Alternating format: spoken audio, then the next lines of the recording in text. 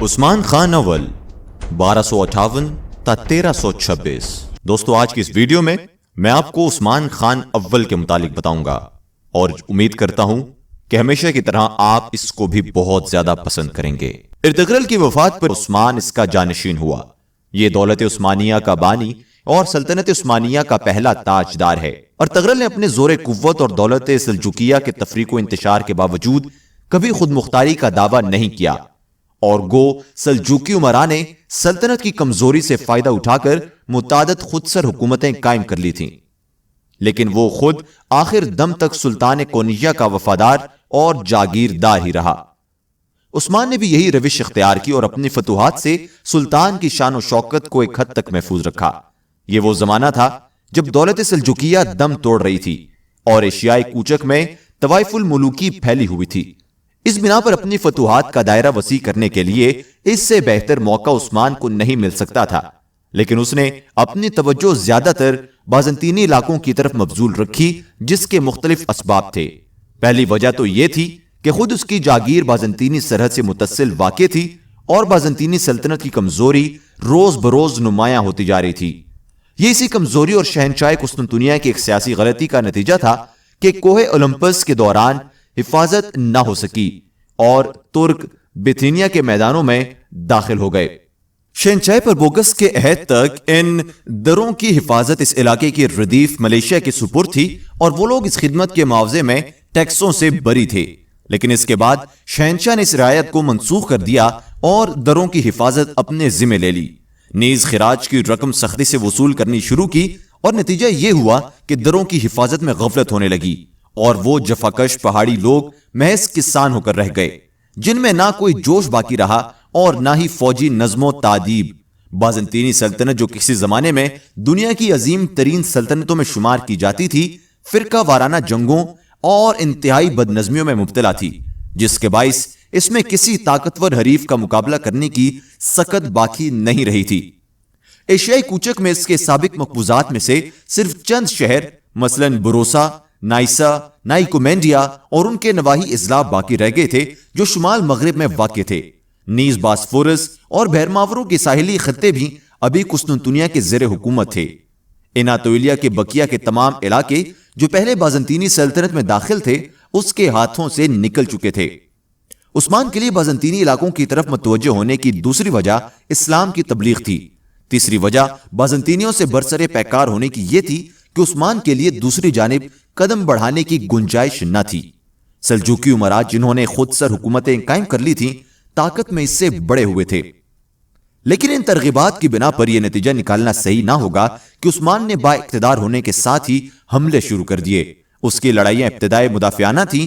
بازنطینی قلعہدار دولت سلجوقیہ کے سرحدی علاقوں پر وقتاً فوقتاً حملہ آور ہوتے رہے تھے۔ سلطان کونیہ کے ایک نائب کی حیثیت سے عثمان کو ان حملہ آوروں سے مقابلے کے لیے آگے بڑھنا پڑا۔ پہلے ہی سال کراجہ حصار کا مارکا پیش آیا۔ عثمان نے اس قلعہ کو فتح کر کے بازنطینیوں کو آئندہ کے لیے متنبع کر دیا۔ سلطان علاء الدین نے قراجہ حصار اور اس کے گرد و پیش کے تمام عارضی جو عثمان نے بزور شمشیر حاصل کی تھی اسے جاگیر میں دے دی، نیز بک کے خطاب سے سرفراز کر کے اسے اپنے سکہ جاری کرنے اور اپنا نام جمعہ کی خطبہ میں شامل کرنے کی بھی اجازت دی۔ اس طرح لقب کے علاوہ بادشاہی کے تمام امتیازات عثمان کو حاصل ہو گئے۔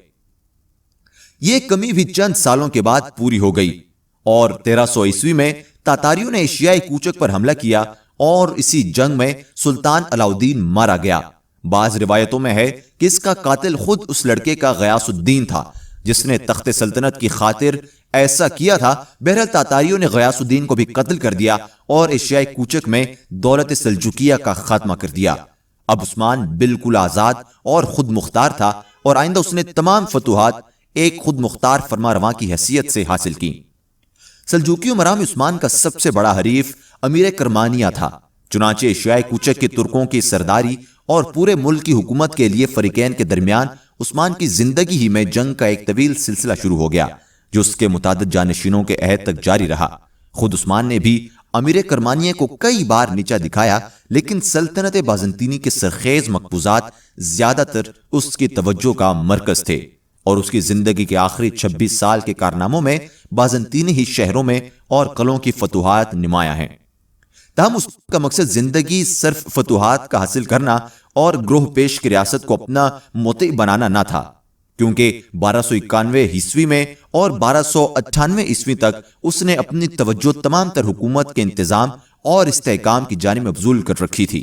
حکومت کے مختلف شعبے قائم کر کے حکام کا تقرر کیا اور رعایا کے فلاح و بہبود کے انتظامات میں مصروف رہا، لیکن وصیت کے مطابق اسے بروسا میں دفن کیا گیا اور اس کی قبر پر ایک عالیشان مقبرہ تعمیر کیا گیا۔